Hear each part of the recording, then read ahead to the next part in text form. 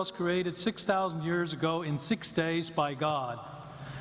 I am confused. Being philosophically consistent and being a very honest person, I'm sure you can tell me where God came from.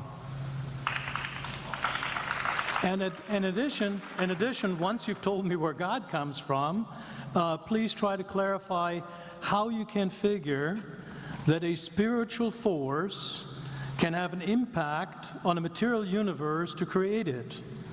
I think that some years ago we already talked about that kind of thing in philosophical circles at any rate, by posing the question, if angels are made of spiritual matter and a pen is made of material matter and spiritual matter displaces no space, how many angels can dance on the tip of a pen?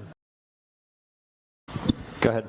All right, your question, where did God come from, assumes that you're thinking of the wrong, obviously it displays that you're thinking of the wrong God, because the God of the Bible is not affected by time, space, or matter. If he's affected by time, space, or matter, he's not God. Time, space, and matter is what we call a continuum. All of them have to come into existence at the same instant, because if there were matter but no space, where would you put it? If there were matter and space but no time, when would you put it?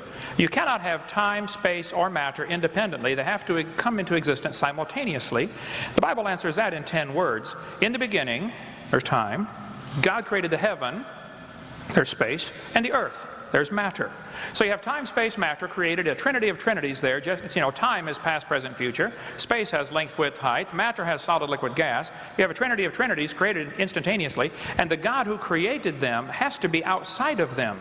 If he's limited by time, he's not God.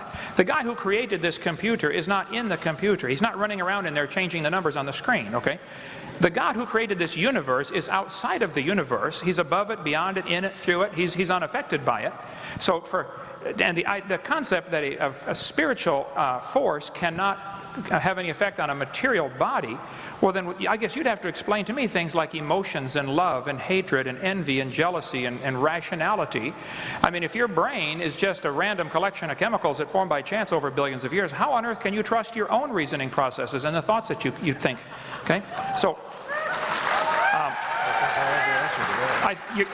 your question, where did God come from, is assuming a limited God. And that's your problem. The God that I worship is not limited by time, space, or matter. If I could fit the infinite God in my 3-pound brain, he would not be worth worshiping, that's for certain. So that's the God that I worship. Thank you.